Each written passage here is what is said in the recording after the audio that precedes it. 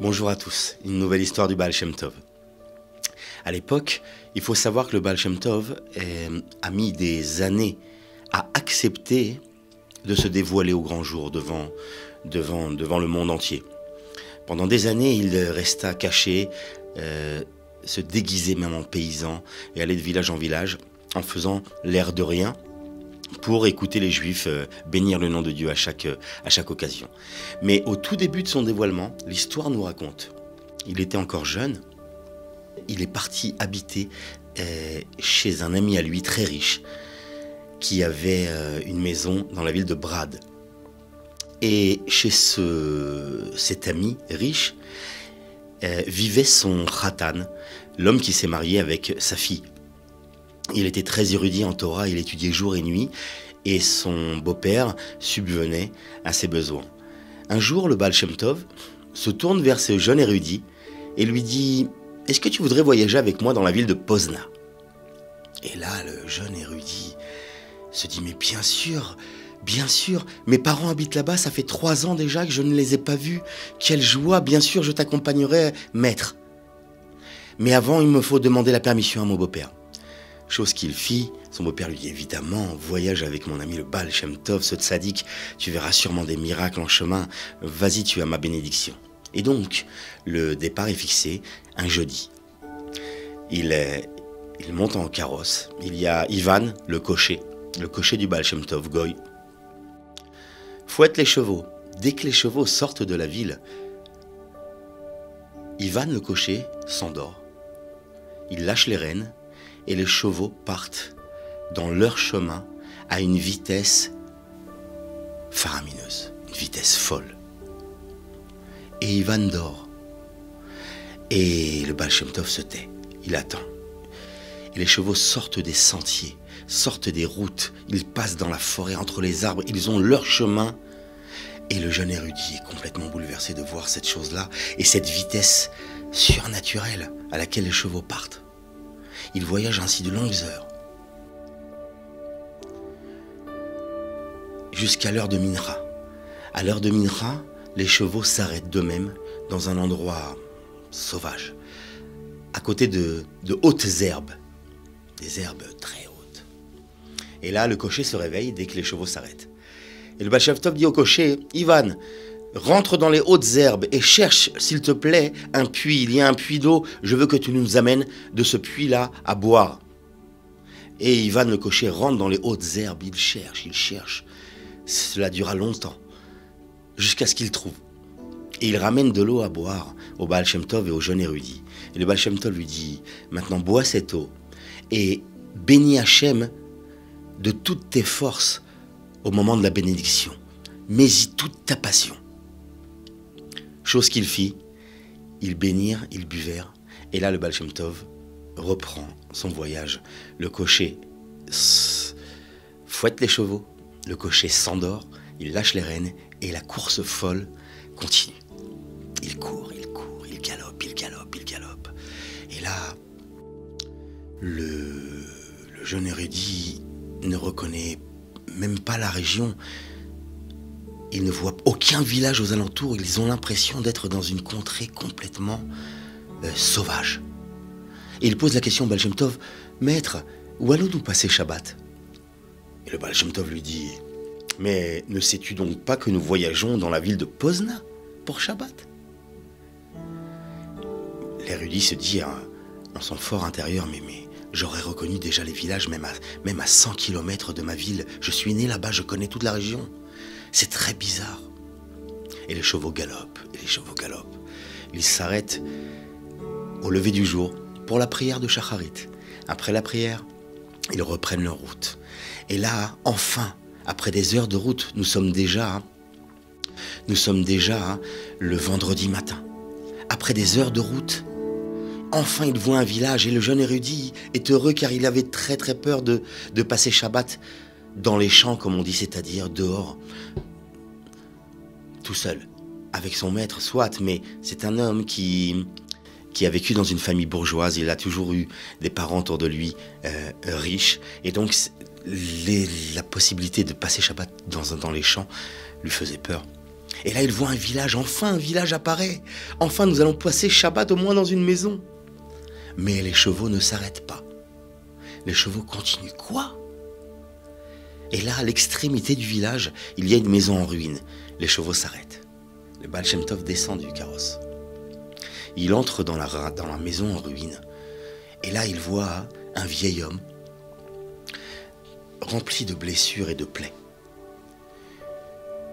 Lorsque le Baal Shem Tov entre dans cette maison, le visage du vieil homme s'illumine. Et le Baal Shem Tov aussi. Et l'homme rentre dans une joie, il court vers le Baal Shem Tov et lui dit « Oh, bienvenue à toi, mon maître, comment vas-tu » Et ils se prirent dans les bras d'une joie indescriptible. Et ils entrent dans une des pièces, durant 30 minutes, tout seul. Lui, le vieil homme et le Baal Shem Tov. Au bout d'une demi-heure, ils sortent, ils s'embrassent, d'un amour, d'une amitié qu'on pourrait décrire comme celle de David et Jonathan dans le Tanakh. Et ils se quittèrent comme ça. Et là, le Baal Shem Tov remonte dans la calèche et les chevaux repartent pour leur course folle. Nous sommes vendredi, il est 2 heures avant Shabbat. L'érudit ose encore une fois demander au Baal Shem Tov. Allons-nous passer Shabbat dans les champs, maître? Le Baal Shem Tov dit, mais ne sais-tu donc pas que nous voyageons à Pozna? Le jeune érudit est tellement mal dans sa peau, il n'en peut plus. Il est désespéré. Et subitement, la ville de Pozna apparaît. Les chevaux entrent dans Pozna, la joie du jeune érudit. Enfin, ma ville, comment elle est arrivée là? D'où sommes-nous arrivés? Et il rentre dans la ville et il aperçoit même la maison de ses parents. La maison de ses parents, elle est toute proche. Enfin, il va passer Shabbat avec ses parents. Mais les chevaux ne s'arrêtent pas. Ils continuent leur chemin, quoi. Et là, il faut savoir qu'il y a une rue dans cette ville de Pozna qui s'appelle la rue Schlagasser. Et cette rue-là, c'est une rue où habitent tous les étudiants de Pozna, les étudiants goy non juifs, avec leurs professeurs. Et la haine que ces étudiants développaient pour les juifs était extrême, à tel point qu'aucun juif n'osait s'aventurer dans cette rue. Il est arrivé qu'une fois par mégarde, un juif se perde et rentre dans cette rue. On l'a retrouvé lapidé, à mort, par terre, par les étudiants. Donc personne n'osait s'aventurer là-bas. Et les chevaux partent directement dans cette rue. Ils rentrent dans cette rue. Le jeune érudit, terrifié, dit au Baal Shem Tov, maître, cet endroit est dangereux. C'est une rue dangereuse pour les juifs. Et là, le Baal Shem Tov lui dit, premièrement, tu ne me croyais pas qu'on allait passer Shabbat à Pozna. Mais je doute que tu puisses passer Shabbat avec tes parents. Comment ça? Le Baal Shem Tov se tait, il ne répond pas. Les chevaux rentrent dans la rue en question et ils s'arrêtent devant la maison du cordonnier. Le cordonnier était le seul juif qui habitait dans cette rue. Cordonnier. Le tailleur. Nous continuons. Le tailleur. Les étudiants avaient besoin du tailleur pour les retouches. Donc c'était le seul homme juif toléré à l'intérieur de cette rue. Le cocher, les chevaux et le cocher s'arrêtent devant la maison du tailleur. Le tailleur terrorisé sort avec ses ouvriers. Le Baal Shem Tov descend de sa calèche et lui dit « Nous recevrais-tu chez toi pour Shabbat ?» Le tailleur lui dit « Mais bien sûr, sachez simplement que c'est un endroit dangereux pour vous. » « Oh, ne t'en fais donc pas pour ça. Si les chevaux nous ont amenés ici, c'est que c'est ici que je dois arriver. Pour le reste, ces gens-là, Hachem nous sauvera. N'aie aucune inquiétude. » Et le Baal Shem Tov rentre, le cocher se réveille, prend les bagages, les rentre à l'intérieur. Et arrive l'heure de Mincha, avant Shabbat. Le Baal Shem Tov dit au tailleur, « Mais combien êtes-vous? Combien êtes-vous de juifs ?» Le tailleur répond, « Avec mes ouvriers, nous sommes 8. » « Parfait, dit le Baal Shem Tov, nous sommes 2. Ça fait minyan. Nous allons pouvoir prier Mincha. Et là, le jeune érudit comprend qu'il ne pourra pas passer Shabbat chez ses parents pour 2 raisons. La première raison, c'est qu'il a peur de sortir. Et la deuxième raison, c'est qu'il est le 10e pour le minyan. Et là, tout de suite, commence la prière de Mincha. Le Baal Shem Tov entre dans un feu, durant sa prière, un feu divin qui a laissé tout le monde sous le choc. Une prière comme ils n'en ont jamais entendu. Et en ce moment-là, les étudiants qui ont vu arriver ces hommes-là, ces juifs-là chez le tailleur, se sont amassés autour de la maison avec des pierres, avec des pavés remplis de colère. Et dès que le Baal Shem Tov termine sa prière, le tailleur s'approche de lui et lui raconte ce qui se passe dehors. Le Baal Shem Tov se tourne vers la porte d'entrée. Il ouvre la porte. Il sort devant.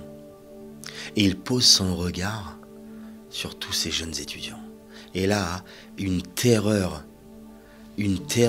tombe sur ces gens-là. Ils tombent par terre et ils ont l'impression que leur neshama va sortir de leur corps. Terrorisés, ils lâchent leurs pierres, ils lâchent tout et ils se mettent à fuir comme s'ils fuyaient devant un lion affamé. Et là, les étudiants s'enfuient et partent vers leur professeur, leur grand professeur, un homme très érudit. Et il lui raconte ce qui s'est passé dans cette maison, avec cet homme-là. Et le professeur dit, il faut absolument que j'aille voir ça de moi-même. Car de 2 choses l'une, ou cet homme est un grand sorcier, ou bien c'est un homme de Dieu redoutable. Lui-même, ce professeur, était versé dans l'étude du Talmud, il comprenait parfaitement l'hébreu, et donc il était intéressé, intrigué de savoir qui était cet homme-là. Le professeur se rend dans la maison du tailleur, il entre, il se met debout dans un coin de la maison. C'était exactement le moment où le Baal Shem Tov faisait rentrer le Shabbat, Kabbalat Shabbat, la prière pour recevoir le Shabbat, ainsi que la prière d'Arvit, dans une passion pour Hachem, d'une prière tellement profonde et tellement sincère. Et le professeur ne lâche pas son regard du Baal Shem Tov. Durant la prière de Arvit, durant le Kiddush, durant la Séouda, pas à un seul moment le Baal Shem Tov ne pose son regard sur cet homme. Et pas à un seul moment, ce professeur ne dit un seul mot. Birkat Hamazon. Et là, le professeur s'adresse au tailleur et lui dit « Préviens-moi demain matin quand la prière du matin commencera. » Et le lendemain matin, le professeur revient. Il se replace dans un coin silencieux. Toute la prière passe. Il regarde le Baal Shem Tov intensément. Kiddush, Séouda,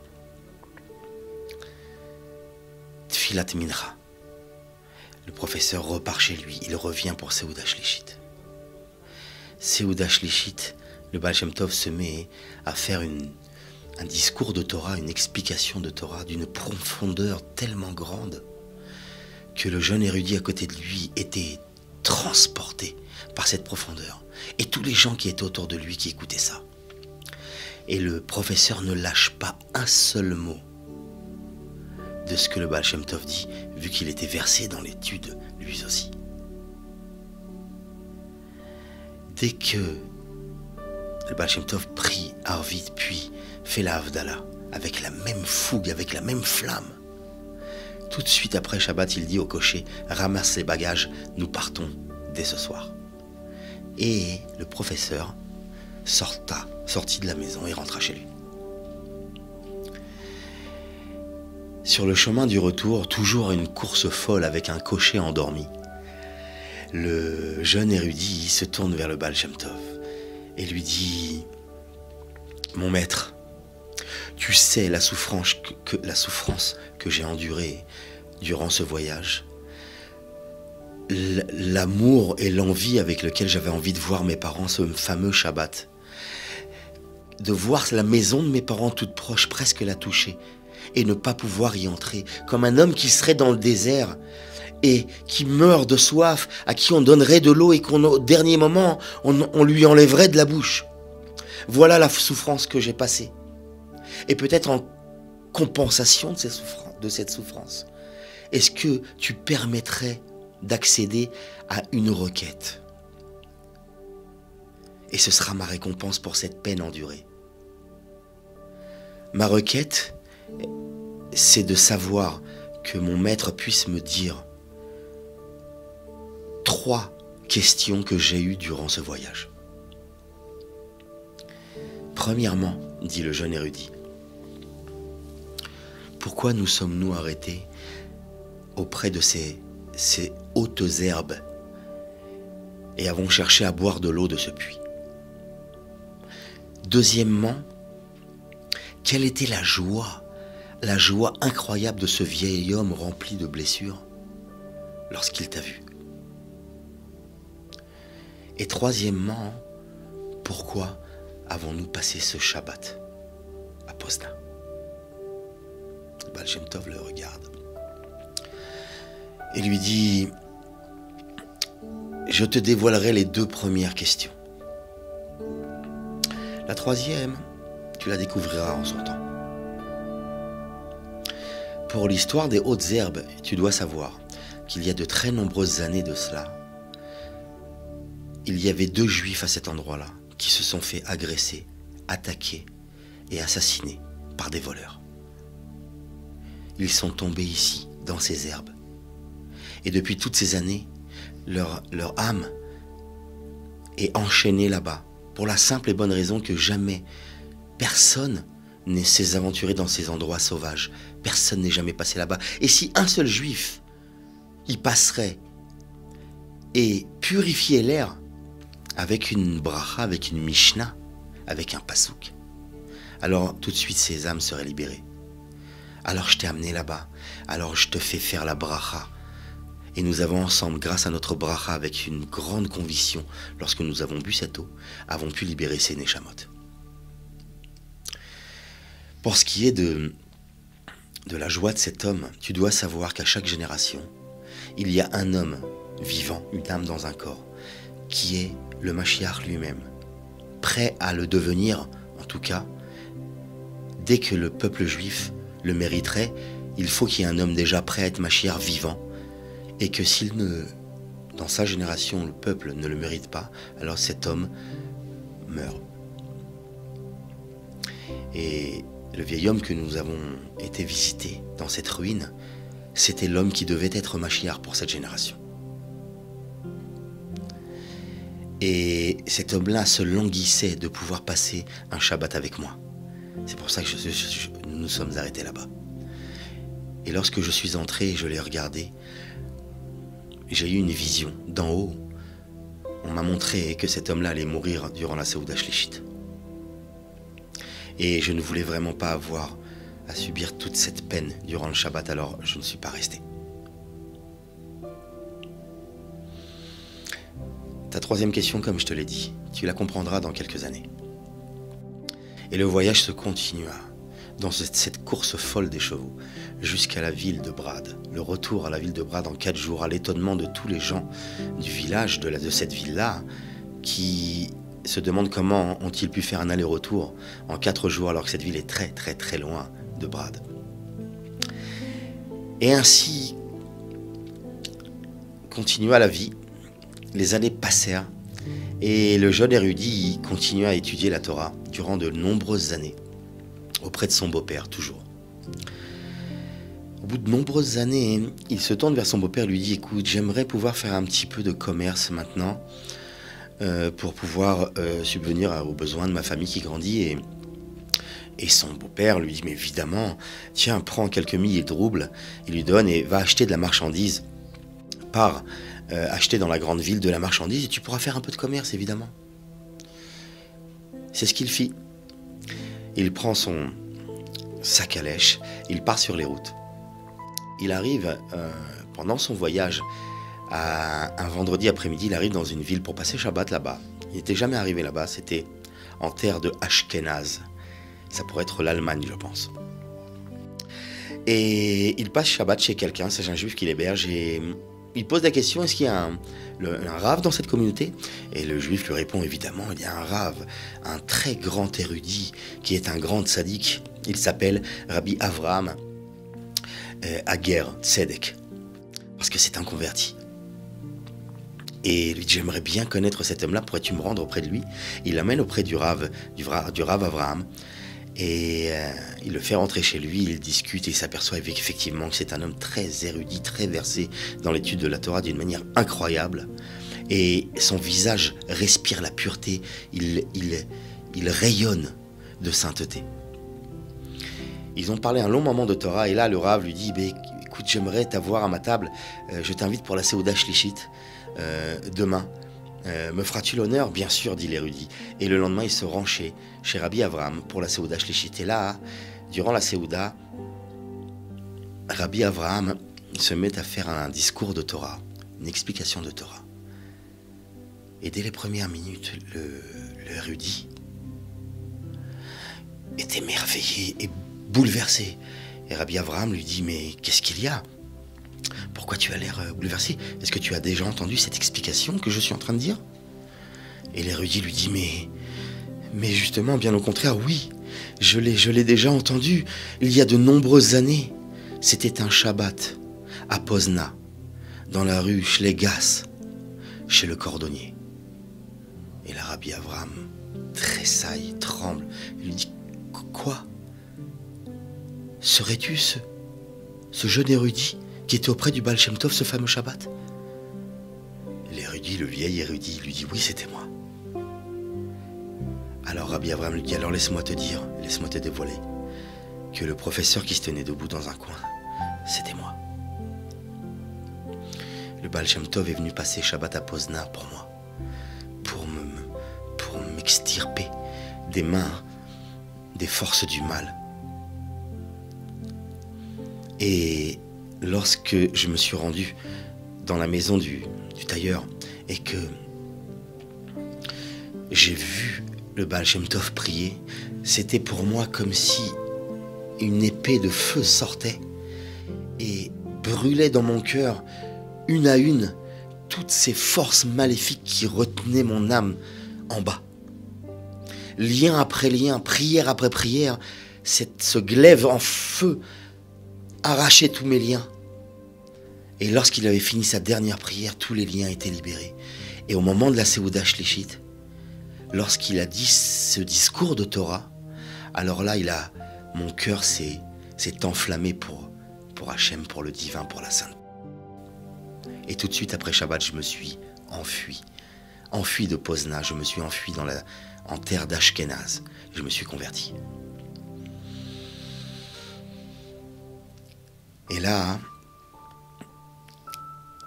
cette histoire se termine, bien sûr.